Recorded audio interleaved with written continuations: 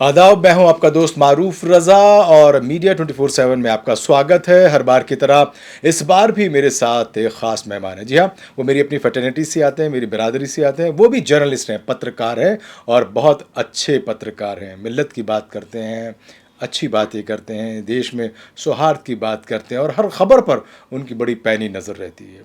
लेकिन क्या कहें, सरकार की भी पैनी नज़र है।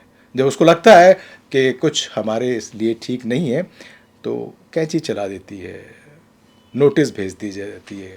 और ऐसे कुछ हुआ है शम्स तबरेज़ कासमी साहब के साथ, जो कि मिल्लत टाइम्स के सीईओ हैं, एडिटर इन चीफ हैं, मेरे साथ मौजूद हैं। शम्स साहब का स्वागत है, खैर मकदम है।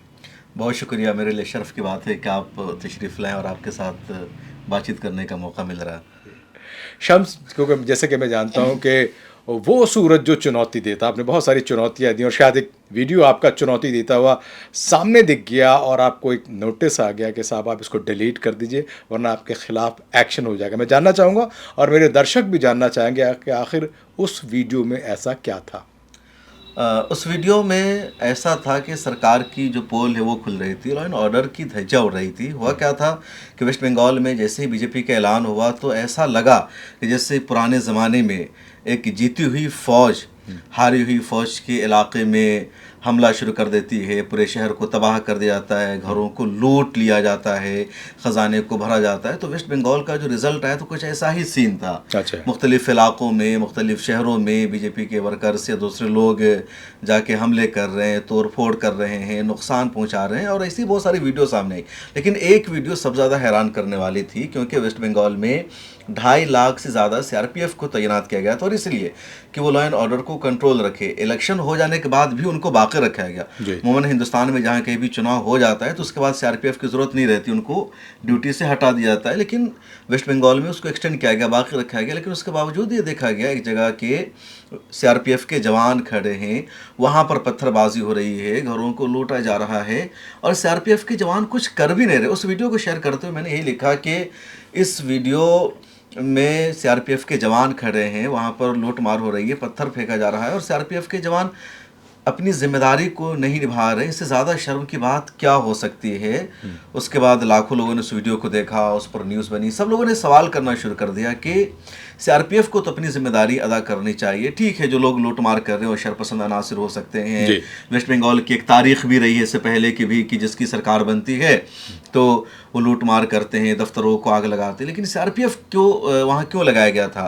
अब बजाय इसके कि वेस्ट बंगाल की पुलिस अपनी जिम्मेदारी को निभाती, उन्होंने मुझे नोटिस भेज दिया कि आपकी इस वीडियो की वजह से लॉ एंड ऑर्डर को ख़तरा है, सीआरपीएफ पर, पुलिस पर, सुरक्षा कर्मियों पर जो आवाम का ट्रस्ट है वो कम हो जाएगा, पब्लिक ट्रस्ट मजरू होगा, इसलिए आप उस वीडियो को डिलीट कर दीजिए। बाकायदा नोटिस में धमकियाँ दी गई कि बीएनएस की फला धारा के तहत आप पर कार्रवाई हो सकती है। ठीक है, तो आपने क्या किया? आपके जब पास नोटिस आया तो पहला आपका रिएक्शन क्या था? क्या सीधे तौर पे आपने उस नोटिस का जवाब दिया या लॉयर्स के पास गए, एक्सपर्ट्स के पास गए या जर्नलिस्ट की जो अलग अलग संस्थाएं हैं, संगठन हैं, उनके पास आप गए? क्या आपने सॉल्यूशन ढूंढा उसका?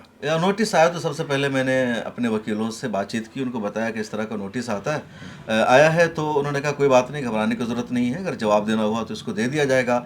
मैं भी नोटिस को लेकर के अब जहनी तौर पर तैयार रहता हूँ। जब फर्स्ट टाइम साल 2018 में नोटिस आई तो मेरी डर से हालत ख़राब थी। उसमें बहुत ज़्यादा धमकियाँ दी गई थी, जेल भेजा जाएगा, ये वो है ना, दहशतगर्दी का केस चलेगा। लेकिन उसके बाद एक दोस्त ने बताया कि न्यूज़ रूम को, जर्नलिस्ट को नोटिस आती रहती है और इस तरह की नोटिस का मतलब है आप उसको डस्टबिन में डालते रहिए। वो शम्स कहते हैं कि no news is good news. तो हमें भी उसके लिए तैयार रहना चाहिए। हाँ, तो उसके बाद तो खैर एफआईआर हुई, नोटिस आती रही, तो उतना डर नहीं लगता। नोटिस आई तो आई है। उस नोटिस में मेन उनका मकसद था वीडियो डिलीट कराना, तो हमने उस वीडियो को डिलीट नहीं किया।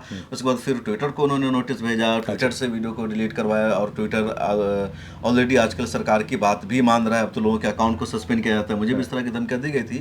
तो मैंने वकीलों से कहा, तो अभी तक वकील ने तो नोटिस नहीं भेजा है, ज़रूरत पड़ी तो भेज देंगे आगे। तो बाकी वो नोटिस आई है और हमारी तरफ सही था कि वो वीडियो रहेगी।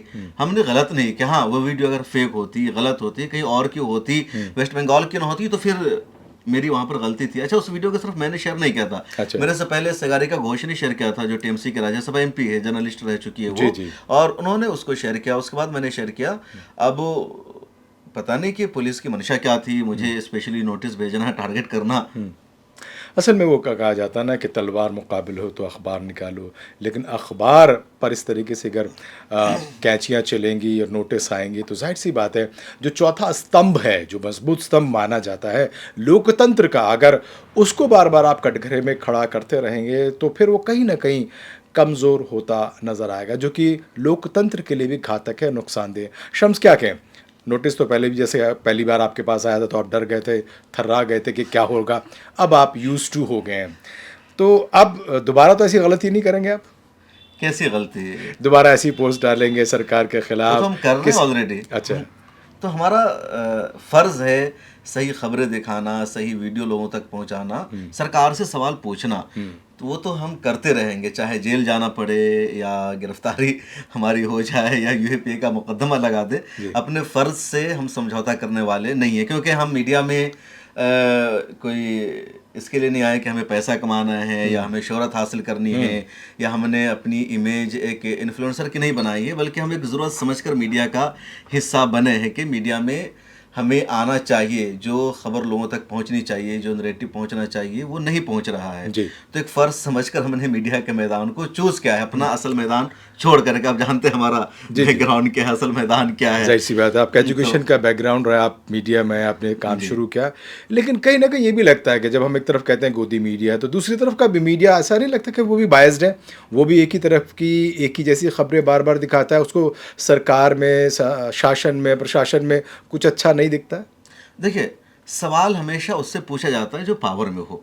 मीडिया दोनों खबरें दिखाता है। आप टाइम्स को देखेंगे तो अगर नरेंद्र मोदी साहब ने पिछले दिनों स्पीच दी, देशवासियों से अपील की कि आप फला फला सामान खरीदना बंद कर दीजिए, सफ़र बंद कर दीजिए, 13-14 बड़ी अपील थी, हमने उसको भी चलाया, ट्विटर पर हमने शेयर किया, यूट्यूब पर उनकी वीडियो हमने पोस्ट किया, लाखों लोगों ने देखा भी है। तो हम दोनों तरफ की खबरें दिखाते हैं। अगर सरकार का कुछ फैसला है या अपोजिशन का कोई प्रोटेस्ट एहतजाज है, लेकिन सवाल आप किससे पूछेंगे? अगर आज बीजेपी हुकूमत में है तो हम उनसे ही सवाल पूछेंगे, जहाँ पर कांग्रेस हुकूमत में होगी वहाँ पर कांग्रेस से सवाल पूछा जाएगा।